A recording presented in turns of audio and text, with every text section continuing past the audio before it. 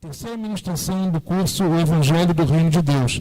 Você que tem nos acompanhado pela internet, né, por esse DVD, você tem a oportunidade hoje de acompanhar a terceira aula do nosso estudo. E hoje, queridos, nós vamos falar sobre o conflito das eras. O conflito das eras. Pastor, o que é isso? Você hoje vai ter uma percepção maior do que Deus quer falar em muitos textos que nós não temos compreensão. Veja, muitas vezes a nossa interpretação ela é induzida pela tradução. E hoje você vai perceber isso. Às vezes nós temos uma interpretação de determinados textos da Bíblia que são induzidas pela tradução que nós temos em português. E algumas acertam, outras traduções falham. Por isso que nós precisamos estar atentos a isso. O que nós vamos estudar hoje?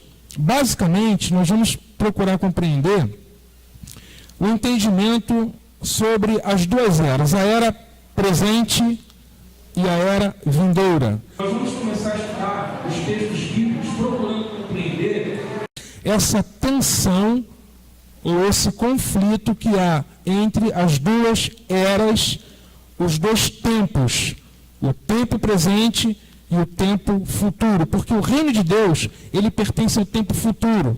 O reino das trevas prevalece no tempo presente. Mas nesse estudo nós vamos perceber que nós já estamos vivendo um momento de transição de uma era presente para uma era futura. Então acompanhe o estudo que nós vamos fazer. Primeiramente, eu gostaria de fazer uma distinção entre duas palavras que, apesar de que não estejam na nossa tradução em português, elas estão no texto da Bíblia Sagrada do Novo Testamento. Eu me refiro ao texto grego, evidentemente, que é o texto original, a língua original, em que as escrituras do Novo Testamento nos foram dadas. E essas palavras gregas são cosmos e aion. Cosmos e aion. Não se preocupe se você olhar para lá e você dizer, eu estou lendo grego, você está absolutamente certo. Olhando para a tela, você está lendo grego mesmo. Cosmos e aion. O que essas duas palavras significam? É que nas nossas traduções em português, veja bem, aonde está escrito mundo, por exemplo, Deus amou o mundo. De tal maneira, lá nesse texto, a palavra que é traduzida por mundo é cosmos. Mas também a Bíblia diz assim, quando Jesus pergunta, os discípulos perguntam para Jesus, mestre, qual é o sinal da tua vinda? E diz a nossa tradução, e do fim do mundo. Só que mundo ali já não é cosmos. Mundo, nesse outro texto, é aion. O que eu quero dizer é que, às vezes, a nossa interpretação, ela se dá de maneira equivocada por não sabermos qual é a palavra que está no texto original. E, então, que a gente possa ter uma compreensão correta desses textos. Então, diga assim comigo, cosmos. Cosmos. Quem nunca falou grego está falando agora. Cosmos é a primeira palavra. Aion, diga comigo. Aion é a segunda palavra. Você vai ver alguns textos onde essas palavras elas vão aparecer. Por exemplo, cosmos, João 3,16. Todo mundo conhece. Você sabe de cor. Vamos falar juntos? Porque Deus amou o mundo de tal maneira que deu o seu Filho para que todo aquele que nele crê não pereça, mas tenha a vida eterna. Neste texto, a palavra é cosmos. Um outro texto em que a palavra cosmos aparece. Não ameis o mundo. 1 João 2,15 e 17. Não ameis o mundo e nem as coisas que há no mundo. Porque tudo o que há no mundo, a concupiscência da carne, a soberba dos olhos, a concupiscência dos olhos e a soberba da vida, não procedem do Pai, mas procedem do mundo. Então veja bem, como pode Deus amar o mundo e ao mesmo tempo a Bíblia diz que nós não devemos amar o mundo? Já se perguntou sobre isso? É curioso isso.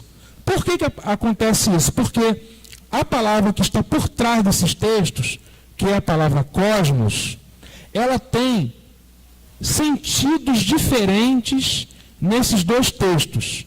Então veja, o que é cosmos? Cosmos é a soma de tudo o que constitui o universo organizado, o universo ordenado. Então essa palavra cosmos tem a ver com ordem, com organização do mundo físico, né? Vocês mulheres, não lhes é estranha a palavra cosmos, porque você usa ela quase que diariamente no seu cosmético. Quando você vai, né, colocar aquele cremezinho no seu rosto, o cosmético, você está colocando ordem, né, no seu rosto.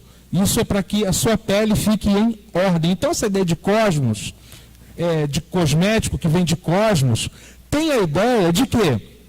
De organização. Então tudo aquilo que constitui um universo organizado, ordenado, é cosmos. Então, quando a Bíblia diz assim, que Deus amou o mundo de tal maneira, Deus amou o universo físico apenas? Não. Ele amou, sobretudo, a sua criatura, a sua criação maior, que é o ser humano. Mas amou também o universo criado, porque a criação é boa, sobretudo o ser humano. Então ele amou o mundo.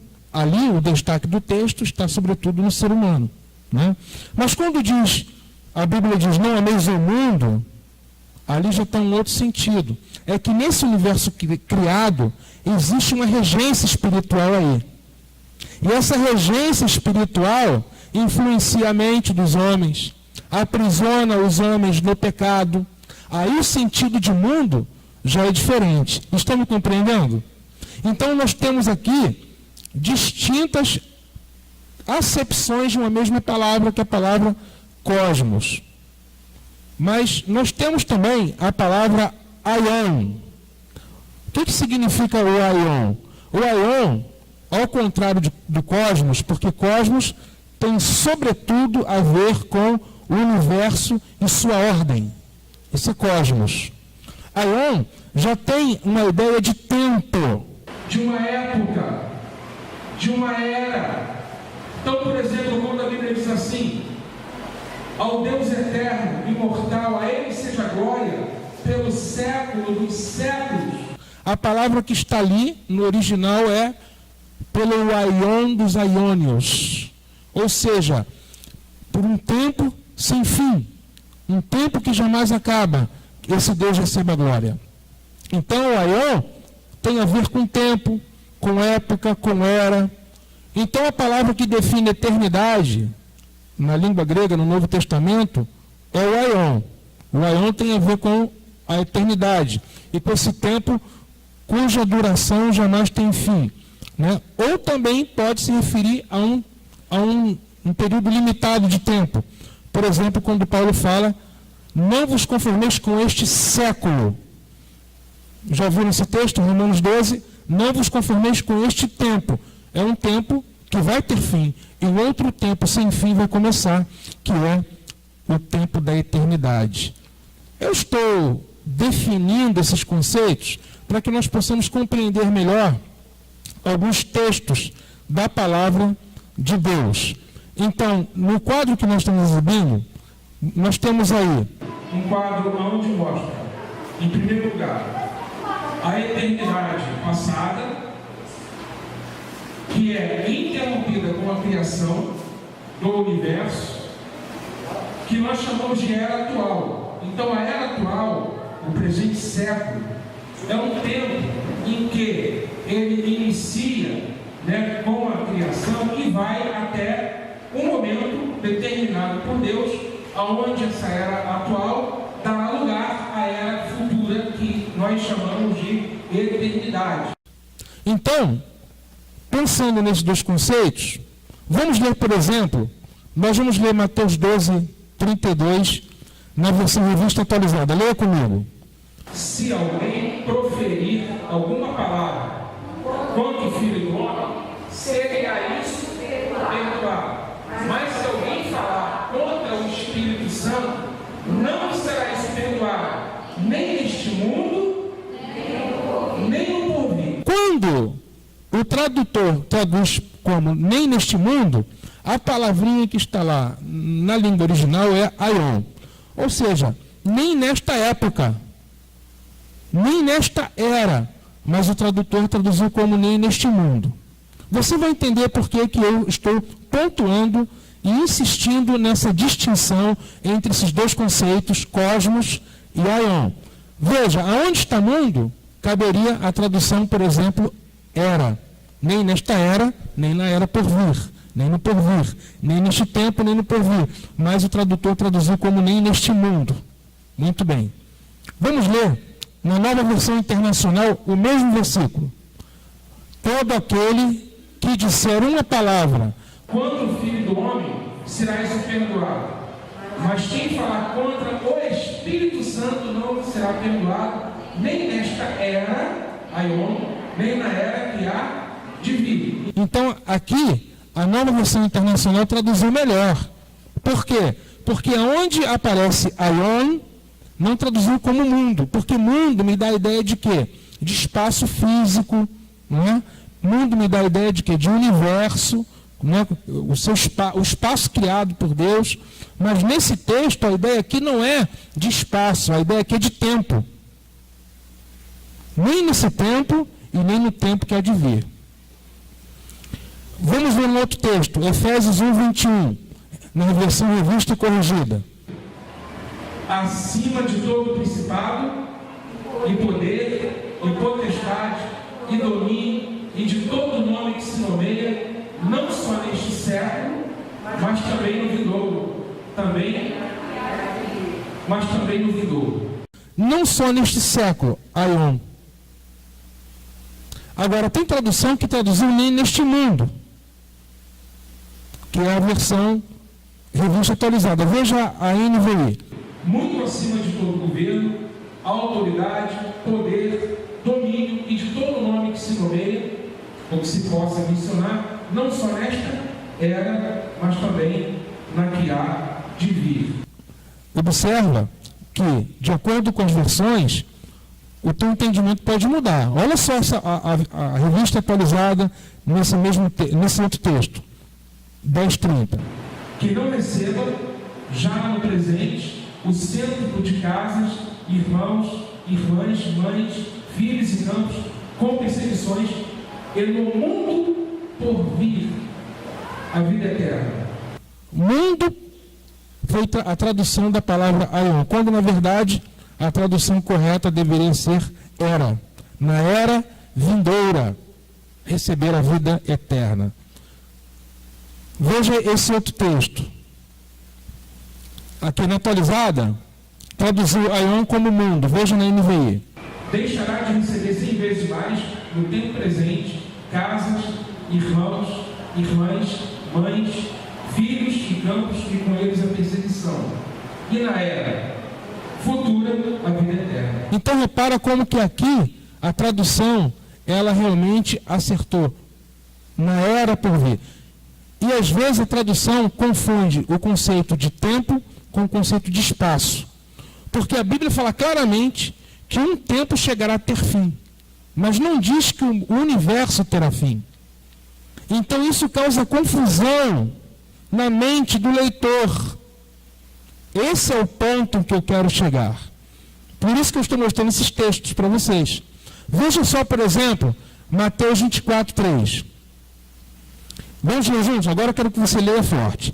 E, estando assentado no Monte das Oliveiras, chegaram-se os seus discípulos, em particular, dizendo: dize-nos quando serão essas coisas, e que sinal haverá na tua vida e no fim do mundo. Diz a versão revista e corrigida. Mas os discípulos não estavam querendo falar sobre o fim do mundo. Estavam falando sobre o fim de uma era, de um fim de um tempo que nós vamos ver já já, caracterizado pelas trevas, caracterizado pela separação de Deus, caracterizado pela injustiça, caracterizado pela iniquidade, caracterizado pelo governo do príncipe dessa era, da potestade do ar, que governa nesse tempo presente. Os discípulos não estavam falando do fim do mundo. Então o que você imagina? você imagina o seguinte, que quando Jesus Cristo voltar, haverá, né, uma destruição do nosso universo. Mas, se você for analisar direito o texto, não está falando do fim do universo. Está falando de um ponto final numa era presente, num tempo presente, e com suas características perversas e pecaminosas.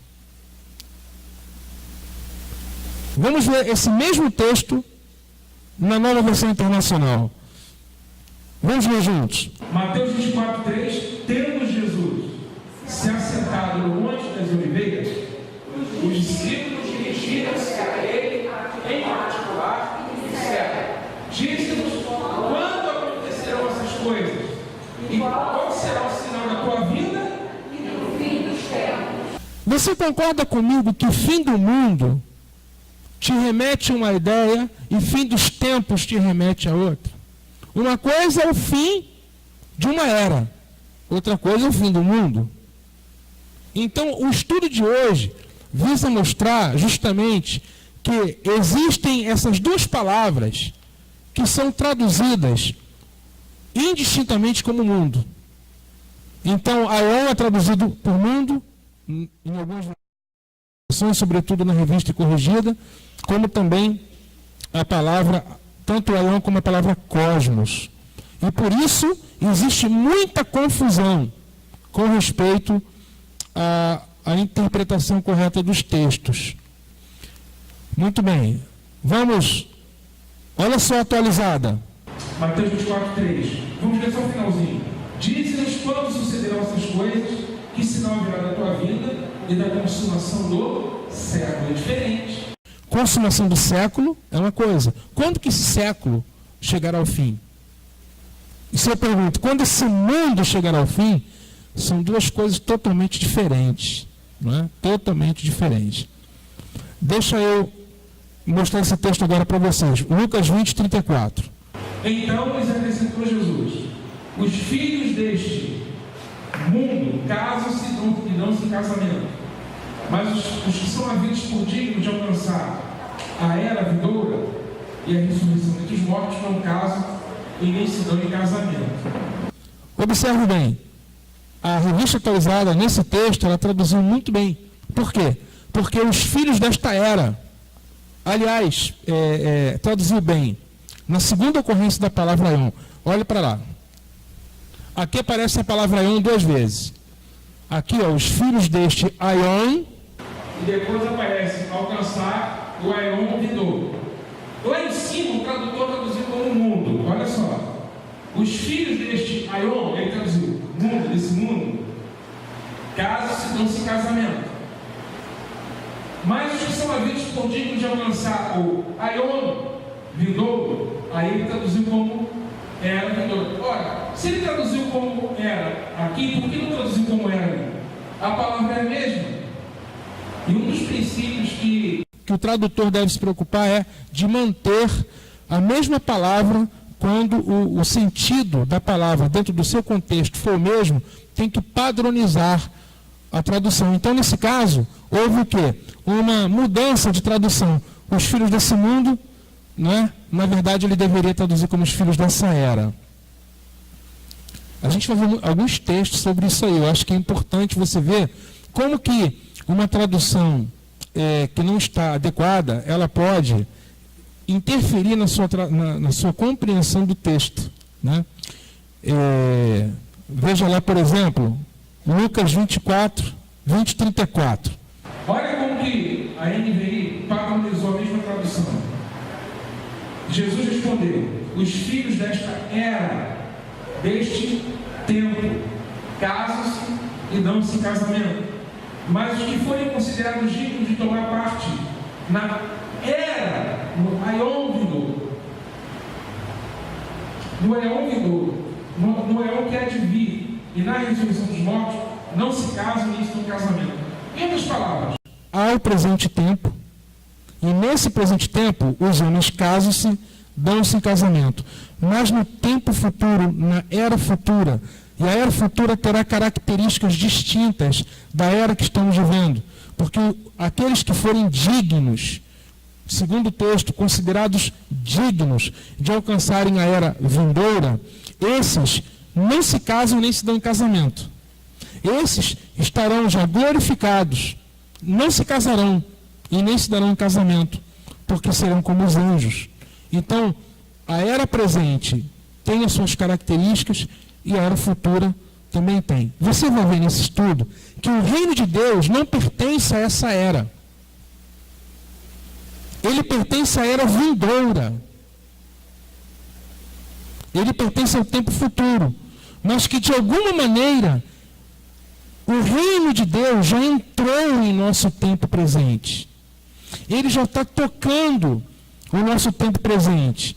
Os poderes da era vindoura já estão se manifestando nessa era presente. E é isso que você vai ver comigo nesse estudo sobre o reino de Deus. Porque ele é da era vindoura, mas ele já está agindo no presente século. Então, num certo sentido, o reino de Deus, ele vai vir, mas num certo sentido ele já chegou.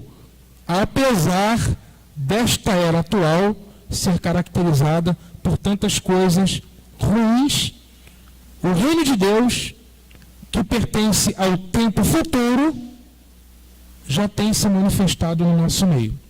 Vamos ler alguns textos que caracterizam essa era presente. Leia lá. A vocês, graça e paz.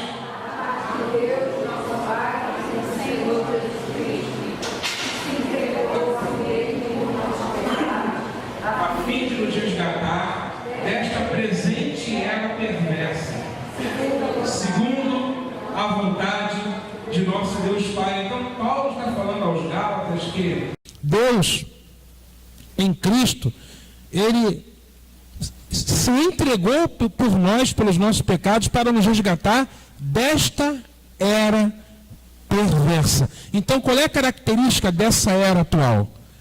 Perversidade. Desta era perversa. Então, a primeira característica que você deve começar a perceber pelos textos que nós vamos ler é que esta era atual, esse tempo que nós vivemos, é um tempo caracterizado por muita perversidade. Veja bem que desde os primórdios, essa perversidade já começou a se manifestar no bojo da raça humana, do ser humano. Por exemplo, quando o primeiro homicídio aconteceu, de irmão matando irmão, não é? Porque a queda do homem trouxe consequências desastrosas e afetou o ser humano em diversas áreas. E uma das áreas que afetou o ser humano é no seu relacionamento com o seu próximo. O homem tem se tornado perverso, egoísta, ele tem buscado os seus próprios interesses, ele não se preocupa com o outro, despreza o seu próximo, e isso vem desde tempos mais remotos. E Jesus disse que por se multiplicar a iniquidade, imagina nos tempos de hoje, não é? A perversidade só tem crescido. Então, essa é a característica do atual tempo, perversidade. Efésios 2:1, vamos ler juntos. Vocês estavam mortos em suas transgressões e pecados, nos quais costumavam viver quando seguiam a presente ordem deste mundo e o príncipe do poder do ar, do espírito que agora está atuando nos que vivem na desobediência. Então veja que nós vivíamos segundo a presente ordem aion deste mundo. A versão atualizada, ela diz assim, segundo o curso desse mundo. Nós vivíamos segundo o curso desse mundo, mas a palavra que está ali é o aion desse mundo. Nós vivíamos segundo o aion desse cosmos, ou seja, vivendo segundo as características do tempo presente manifestadas nesse nosso universo. E quais são as características desse tempo presente? Olha, irmãos, a última novela que a Rede Globo, eu não vi, mas eu tenho ouvido bastante comentários a respeito disso, e o nome da novela se chama o quê? Babilônia. né? Babilônia. Então, o que a Babilônia vai mostrar para nós, né? A Babilônia só tem coisas que não prestam. E a Babilônia é a expressão do que seria, né, do que é, na verdade, esse presente século mau, com todas as características que existem, né, nesta cidade dos homens, nessa cidade de pecado chamada de Babilônia. Então, a Babilônia, você vai ter o quê? Qual é um dos valores mais notáveis de Babilônia? É o relativismo. Ou seja, o homem, ele não tem uma verdade absoluta para seguir e para viver. O homem vive segundo a sua própria verdade pessoal, porque a verdade para a Babilônia é uma verdade relativa. Então, se não há valores absolutos, se não há referência absoluta, o que você vai ter? Cada um pensa como quer e cada um age como bem entender. Ora, isso chegou a um extremo tal que, por exemplo, em horário nobre, se passa duas atrizes se beijando, né? Natália Feinberg e Fernanda Montenegro, né? Que são duas atrizes do mais alto gabarito, né? Assim como artistas, mas interpretando esse papel. E o que acontece? A audiência, né? O telespectador, ele compra aquilo como se fosse muito normal, né? Porque ele acha o seguinte, né? Aquilo que está ali é o que é o padrão do ideal e do desejável. Então, os meios de comunicação, eles começam a impregnar a sociedade, e é isso que Paulo está dizendo, a presente ordem deste mundo, né? Com esses valores, né? Onde o homem pode fazer do seu corpo o que ele quiser, ele pode ter a sexualidade que ele bem entender, né? E onde os próprios governos começam através dos Ministérios da Educação, a implementar cartilhas que vão desde o início fomentando na criança a ideia de que isso é tudo muito normal. Então, que o homossexualismo é normal. Então, queridos, é isso que caracteriza a presente ordem desse mundo. Esse mundo atual, né, essa ordem presente desse mundo é caracterizada por um mundo muito tenebroso, né, de individualismo, de violência, de perversidade. Há um outro texto, em 1 Coríntios, capítulo 4, versículo 4, vamos ler juntos? O Deus desta era cegou o entendimento dos descrentes, para que não vejam a luz do Evangelho da glória de Cristo, o qual é a imagem de Deus.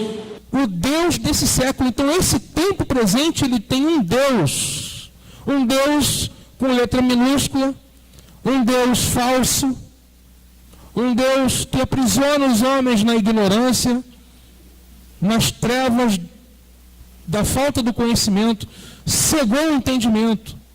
Então, é uma característica da atual era presente, a cegueira espiritual, a falta de entendimento de Deus. Isto caracteriza a atual era, ignorância com respeito ao Evangelho do Senhor Jesus. O que mais? 1 Coríntios 2,6.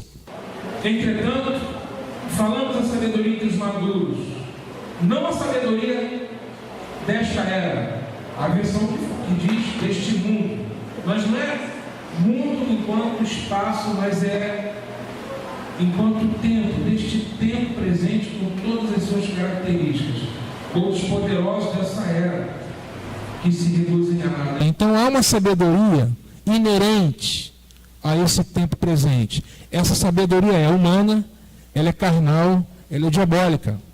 Essa sabedoria, ela exclui Deus e o conhecimento de Deus. E o humanismo, né, começou a tomar espaço com todas as suas expressões, né, da pós-modernidade, que começa com esse humanismo, o iluminismo, né, a ciência substituindo, né, a fé, descartando Deus e o conhecimento de Deus da vida do ser humano, e o homem, com sua própria sabedoria, tentando tatear no escuro, alcançar o seu próprio fim. Na verdade, essa era caracterizada por trevas. Tito capítulo 2, versículo 12. Vamos ler juntos? Ela nos ensina a renunciar à impiedade e às paixões mundanas e a viver justa e piedosa nesta era presente. Quem que nos ensina a renunciar à impiedade? A graça de Deus. O contexto desse texto é a graça. A graça nos ensina a viver de maneira sensata, justa e piedosa neste tempo. A graça de Deus. Então repara que, apesar dessa era presente, desse tempo atual, ser caracterizado pela ignorância, pela falta de conhecimento de Deus, pela perversidade, pelo cativeiro das trevas, Deus, mediante sua graça, está transformando o nosso entendimento para que os filhos do reino que pertence à era futura, possam viver nesta era presente, de maneira sensata, justa e piedosa, hoje. Não é? De tudo que vimos, o que nós podemos, então, sintetizar? Em resumo, que essa era atual, ela é governada por quem? É o reino de Deus que está manifesto em toda parte? Não. O que nós podemos verificar? Ela é governada por Satanás. O Deus deste século, o Deus dessa era, está cegando o entendimento dos incrédulos. Então essa era é caracterizada por trevas, pela rebeldia, pela perversidade dos homens, pela desobediência a Deus, a cegueira humana, pela ignorância e hostilidade ao reino de Deus. Então preste atenção nisso. Por que nós encontramos tanta resistência ao Evangelho do Reino no mundo de hoje? É porque o Evangelho do Reino anuncia a era que há de vir.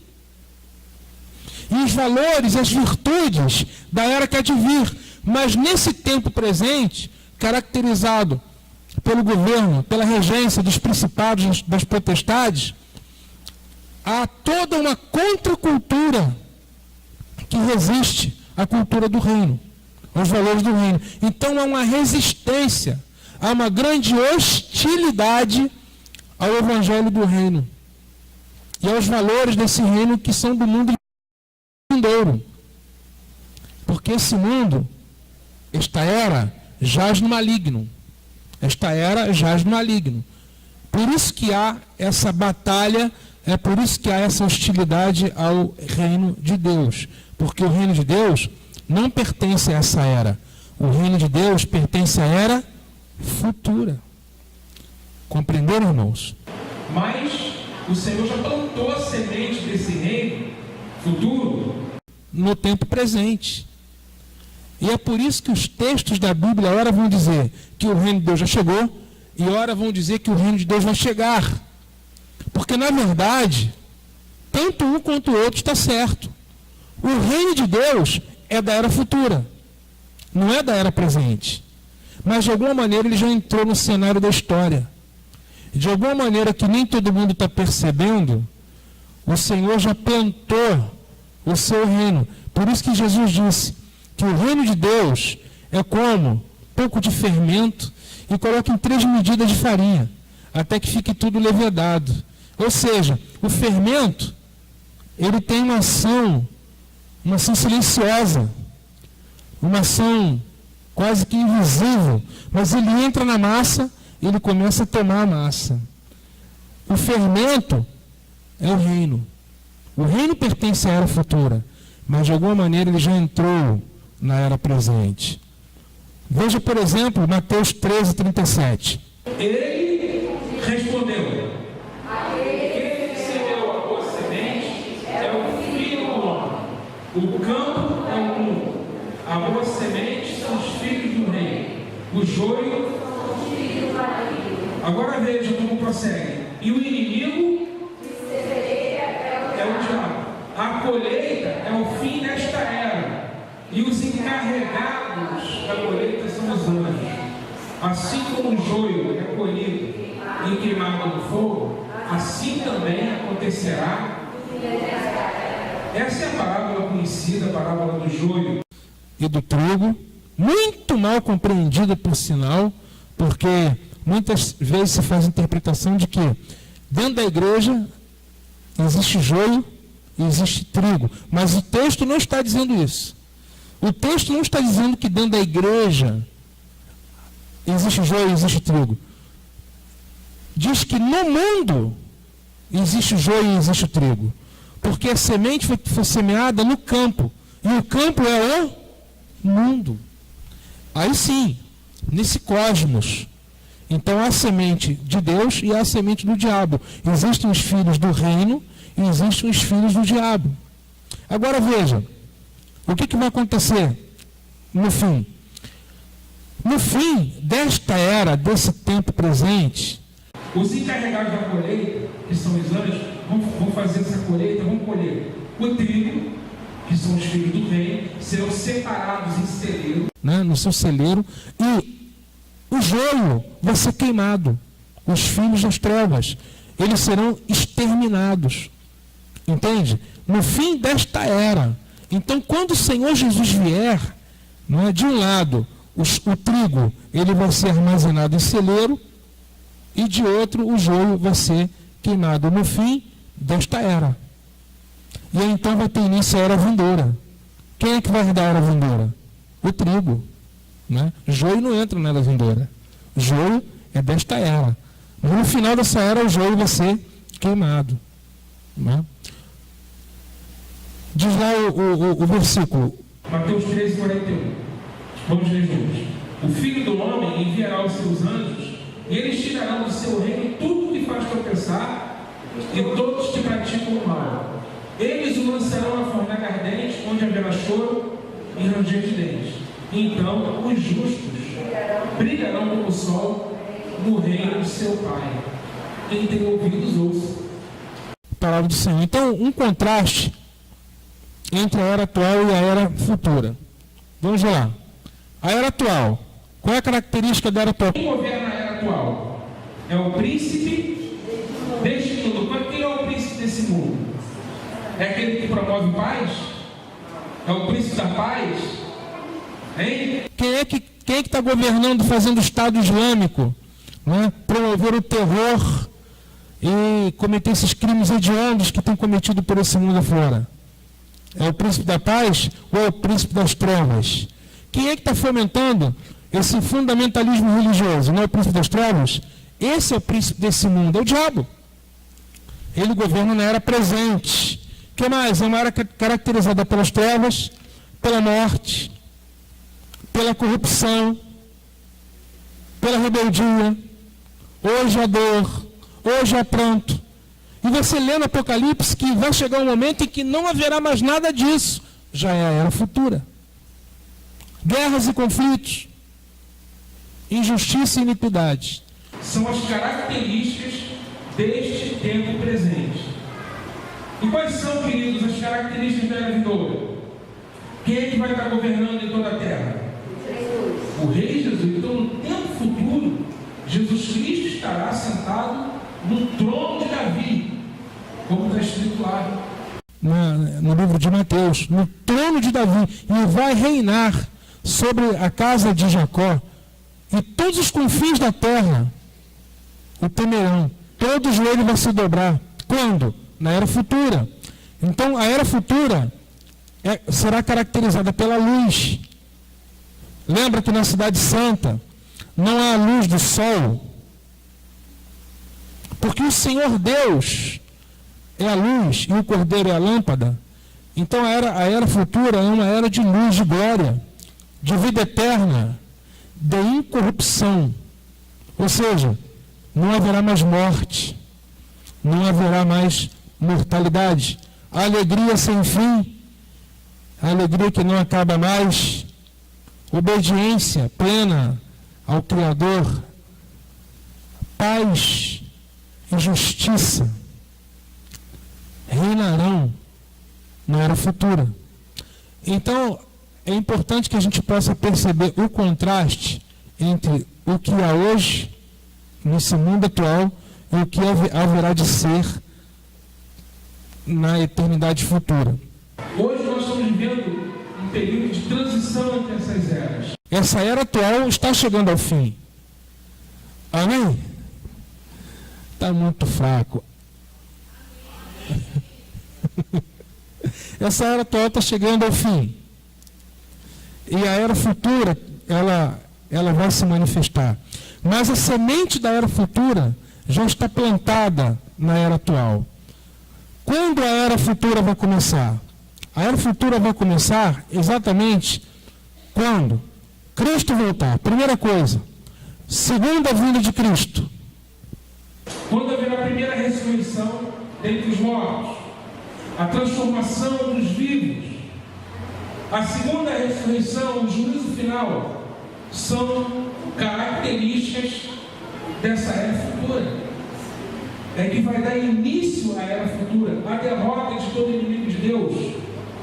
A palavra do Senhor diz que todo inimigo estará sujeitado debaixo dos seus pés. Jesus ele vai conquistar todos os inimigos do reino, estarão sujeitos e submetidos plenamente a Ele. E quando tudo estiver sujeito a Jesus, Ele próprio se sujeitará ao próprio Pai. Então, essas questões vão acontecer quando a era futura se manifestar. Então, vamos examinar alguns textos. Mateus 24:30, vamos ler juntos? Então aparecerá no céu o sinal do Filho do Homem. Todos os povos da terra se lamentarão e verão o Filho do Homem vindo sobre as nuvens do céu com poder e muita glória. Então, quando Jesus Cristo voltar, a era futura, ela vai se estabelecer, com todas as características que lhe são inerentes, como a vida eterna, como a justiça, a paz, a imortalidade. Olha que promessa tremenda que está em 1 Coríntios 15:50, 51, 54. Vamos ler juntos?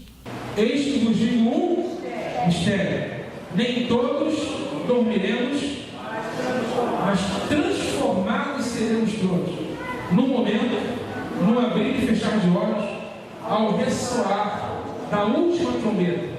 A trombeta soará, os mortos ressuscitarão incorruptíveis e nós seremos. O que caracteriza a era futura? Imortalidade, incorruptibilidade, vida eterna. E quando isso vai acontecer? No momento da volta de Cristo. Irmãos, está aí uma esperança que a gente deveria alimentar em nossos corações. O apóstolo Paulo, ele tinha isso tão firme dentro dele, que ele se inclui. Você vê que está em primeira pessoa. Nem todos nós dormiremos. Ele não diz nem todos vocês dormirão. Ele diz nem todos nós dormiremos, mas seremos transformados todos. Então ele alimentava no coração a expectativa de que Jesus Cristo voltaria na geração dele, e de que ele ouviria o ressoar dessa trombeta, e que ele próprio, Paulo, seria tomado pela imortalidade, pelo poder da ressurreição de Jesus Cristo. Eu acho tremendo quando o Filho de Deus nutre essa esperança dentro do coração. Hoje me parece que a esperança dos crentes tem sido tão outra. Tem sido afastados da esperança do Evangelho. E colocando, veja bem, os crentes têm colocado as suas expectativas nessa era. Os crentes têm depositado sua esperança para esse tempo.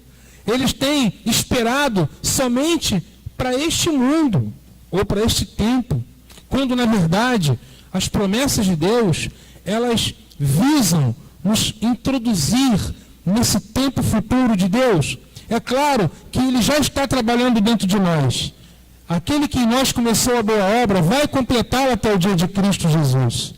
Mas nós precisamos entender que as promessas do Senhor, elas estão direcionadas para esse momento futuro, para essa era futura, que é o reino de Deus. Então, queridos, precisamos ter os nossos olhos bem abertos para essa realidade. Apocalipse 26 diz: bem-aventurado e santo é aquele que tem parte na primeira ressurreição, olha, é um evento futuro. Vai acontecer no futuro. Diz respeito ao reino de Deus a ressurreição. Não é? Mas aquele que vai participar é bem-aventurado. Vai ser sacerdote de Deus e de Cristo e reinará com Cristo os 1000 anos. 1 Coríntios 15, 24. Então virá o fim, quando ele entregar o reino ao Deus e Pai, e quando tiver destruído todo o principado, potestade e poder. Convém que ele reine, até que haja posto os inimigos debaixo dos seus pés. Hoje, Cristo Jesus, ele reina à direita do Pai. Mas seu reino ainda não é visto entre os homens. Mas vai chegar um momento em que todos os inimigos estarão sujeitos a Cristo. Não haverá principado e potestade para se lhe opor. E aí então, queridos, a Bíblia diz que Deus será tudo em todos. Como está lá em 1 Coríntios 15, 27 e 28. Quando tudo estiver sujeito a Cristo, então o próprio Filho se sujeitará a Deus Pai, que lhe sujeitou todas as coisas, para que Deus seja tudo em todos. E por fim, Apocalipse 21, de 1 a 7 fala: vi novo céu e nova terra. Esse novo céu e nova terra pertence ao mundo futuro. Não pertence ao mundo presente, porque pertence ao reino de Deus. A cidade que pertence à era futura é a Nova Jerusalém. A cidade que hoje vemos é a Babilônia. Mas a Babilônia vai cair. A Babilônia vai ter fim e a era vindoura vai se manifestar com a cidade santa. E é isso que nós estamos falando. Que, na verdade, nós estamos vivendo nessa era presente. Essa era atual tem todas as características que nós temos visto. É uma era de trevas. É uma era de perversidade. É uma era de ignorância. É uma era de afastamento de Deus. E os homens vivem segundo a ordem deste presente século. A era vindoura pertence, o reino de Deus pertence à era vindoura, que é o reino de luz, que é o reino da imortalidade, da vida eterna, da justiça, da paz e da alegria sem fim. Quando Cristo voltar, essa era atual chegará ao fim e a primeira ressurreição vai acontecer. E aí então há uma sobreposição entre as eras. Quando Cristo estará na terra governando, no final desses 1000 anos acontecerá a segunda ressurreição e o juízo final. E aí então, queridos, quando ele julgar tudo que ele precisa estabelecer o seu julgamento e o juízo final, expurgar do seu reino tudo aquilo que não pertence ao reino que ele quer estabelecer, então haverá uma purificação e uma renovação de tudo. É o que a Bíblia chama de novo céus e nova terra. Que aí acontecerá nesse novo tempo a plena manifestação da glória de Deus em toda parte, em todo lugar. Porque essa era atual já não terá mais vez. Ela terá desaparecido completamente. É por isso que a Bíblia diz assim, que não haverá lembrança das coisas passadas. É porque essa era atual terá desaparecido. Com tudo aquilo que a caracteriza. E uma era vindoura se manifestará com tudo aquilo que lhe é inerente ao reino de Deus. Então, eu quero concluir com esse texto de Hebreus, capítulo 6, 4 e 5. Vamos ler juntos? Ora, aqueles que uma vez foram iluminados, provaram o dom celestial, tornaram-se participantes do Espírito Santo, experimentaram a bondade na palavra de Deus e os poderes da era que há de vir. Olha que interessante. Esse texto ilumina perfeitamente bem o que eu estou tentando dizer para os irmãos. Que nós estamos vivendo uma era atual, com essas características de trevas, mas para nós já chegou a semente da era futura. Porque nós temos nos tornado participantes do Espírito de Deus, que não pertence à era atual. O Espírito de Deus pertence à era futura. Nós temos experimentado a palavra de Deus. A palavra de Deus pertence à era futura. Mas ela entrou nesse meio. Deus tem falado nessa era. Então Deus já tem se comunicado. Deus tem se expressado. Deus tem se revelado. E nós temos tido contato com o que a Bíblia chama de poderes da era futura. Ou seja, os poderes da era futura, do tempo futuro. Quais são esses poderes? Cura, por exemplo. Veja bem, quando Jesus ele veio a esse mundo, e lá na Galileia, lá em Cafarnaum, lá na Judéia, quando ele curava alguém, vamos analisar o que estava acontecendo ali. Jesus ele é um representante da era atual ou da era futura? Então nós recebemos a visita de alguém que representa a era futura. Ele entrou na era atual, ele chegou aqui. E ele manifestou os poderes da era futura, no meio de homens que estavam completamente contaminados, homens que estavam amarrados pelos poderes da era presente, os principados e potestades, homens que estavam oprimidos por Satanás com doenças, oprimidos com possessão demoníaca. Veja, por exemplo, o Gadareno. O Gadareno estava completamente possuído, havia uma legião de demônios, que são espíritos desse tempo presente, possuindo uma criatura de Deus. Mas até o dia em que ele encontrou o legítimo representante da era futura, que é o Filho de Deus, o Rei do reino de Deus. Então aquele endemoniado, ao ter contato com Jesus, Jesus o libertou, porque Jesus manifestou na vida daquele homem os poderes da era futura. O poder para libertar. Jesus Cristo disse o seguinte, quando ele foi acusado de expulsar demônios pelo poder de Beelzebul: olha, se eu expulso demônios pelo poder de Beelzebul, o reino de Beelzebul está dividido.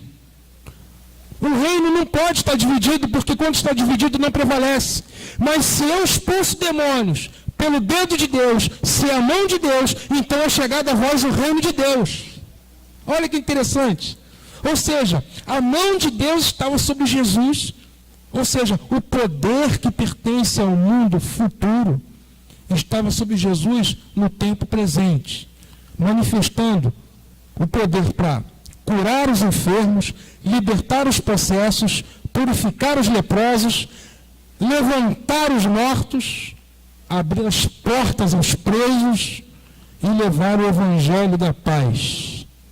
No meio de uma era perversa, a luz que pertence ao reino futuro resplandece nas trevas que pertencem ao tempo presente. Mas as trevas do tempo presente não prevaleceram contra a luz que pertence ao reino futuro, à era futura. Estão entendendo? Então, quando Jesus Cristo, ele cura o enfermo, são os poderes do mundo vindouro que estão operando no tempo presente. Quando alguém é liberto, quando alguém nasce de novo, são os poderes do mundo vindouro. Então esse texto que nós estamos lendo aí, ó, Hebreus 6:4, diz que nós que estamos hoje vivenciando estamos vivendo atualmente nessa era atual, nós já estamos tendo contatos, irmãos, contatos imediatos, contatos imediatos com poderes do mundo vindouro. Então vamos ler de novo esse texto. Ora, aqueles que uma vez foram iluminados provaram o dom celestial, tornaram-se participantes do Espírito Santo, experimentaram a bondade da palavra de Deus e os poderes da era que é divina. Então todos nós já temos experimentado isso. Somos participantes do Espírito Santo, temos sido iluminados no nosso entendimento, estamos compreendendo a palavra, compreendendo o eterno propósito, compreendendo o reino de Deus, experimentamos a bondade da palavra de Deus e os poderes do mundo vindouro. Toda vez que um pecador é salvo, que ele nasce de novo, são os poderes do mundo vindouro que estão agindo na vida dele na presente era. Isso não é maravilhoso? Isso não é maravilhoso? Isso não é fantástico? Então, o estudo de hoje, ele buscou pontuar essa diferença entre a era atual e suas características com a era futura. Então, quando você ler na Bíblia textos onde diz da consumação deste mundo, procure saber qual é o texto que está por trás. É uma referência ao tempo, à era atual, que foi trazido por mundo, ou é uma referência ao espaço, ao universo, à criação de Deus. Isso é importante para a nossa interpretação, para que nós possamos entender exatamente o que a palavra de Deus quer dizer. Agora, olha aqui comigo uma coisa. Eu disse para você que a era atual é o tempo presente que estamos vivendo. Quando Cristo voltar, essa era atual, ela chegará ao seu fim, mas ainda não completamente, porque Cristo vem governar a terra durante o milênio. E nós sabemos que no final do milênio a Bíblia diz que vai ter uma grande rebelião ainda. Então isso ainda é um sinal da era passada, da era das trevas, porque Satanás ele vai levantar uma multidão como Gog e Magog para se rebelar contra Cristo e seu reino. A era futura ela vai se manifestar plenamente em novos céus e nova terra, no final dos 1000 anos, evidentemente para quem crê no milênio. E aí então o que vai acontecer? Novos céus e nova terra vão acontecer. Só aqui que está o mistério. Nós vamos estudar nesse curso as parábolas de Mateus 13. Quantos já ouviram falar dos mistérios do reino dos céus? Os mistérios do reino dos céus é aquilo que nem todo mundo conseguiu compreender. E nós vamos estudar. E esse mistério passa por entender isso aqui, ó. Que nesta era atual, antes de Cristo voltar pela segunda vez, a era futura já começou a entrar de maneira invisível, de maneira silenciosa. Deus tem feito uma conspiração contra esse mundo presente, porque ele tem entrado de maneira que muitos não estão percebendo. Então veja bem, nesta era atual, o reino de Deus já tem entrado. Sabe por quê? A ressurreição não é um poder que pertence à era futura? Muito bem. E quando a gente diz que a era futura virá quando os mortos ressuscitarem, isso é verdade. Só que a gente não pode esquecer de um detalhe. Jesus Cristo já ressuscitou nesta era presente. Nesta terra, nesta era, testemunhou-se a ressurreição do Filho de Deus. Então, o poder de Deus que ressuscita os mortos e que vai ressuscitar os mortos no grande dia da volta de Cristo, na verdade, ele já entrou lá na terra da Judéia, lá na terra de Israel, o Filho de Deus que ficou 3 dias e 3 noites morto. Ele ressuscitou dentre os mortos. Então, os poderes do mundo vindouro entraram nessa terra quando Cristo ressuscita. Então, naquele esquema, irmãos, a era vindoura, ela se estende para a nossa era, ela entra em nosso tempo através de Jesus. Sua vida, sua obra, sua morte e sua ressurreição. Jesus Cristo veio plantar a semente da era futura em plena era presente. É por isso que Jesus Cristo ainda não voltou, mas elementos que pertencem a esse mundo futuro já estão acontecendo. Por exemplo, esse auditório está cheio de gente que já nasceu de novo, cheio de gente que já ressuscitou com Cristo, cheio de gente que já é participante da natureza divina, em cujo coração a semente da vida eterna, que é do mundo futuro, da era futura, já foi plantada no tempo presente. Por isso que o reino de Deus já chegou. de uma certa forma, já veio. O reino está entre nós, verdadeiramente. Os homens não veem, porque ele chegou de maneira invisível, silenciosa.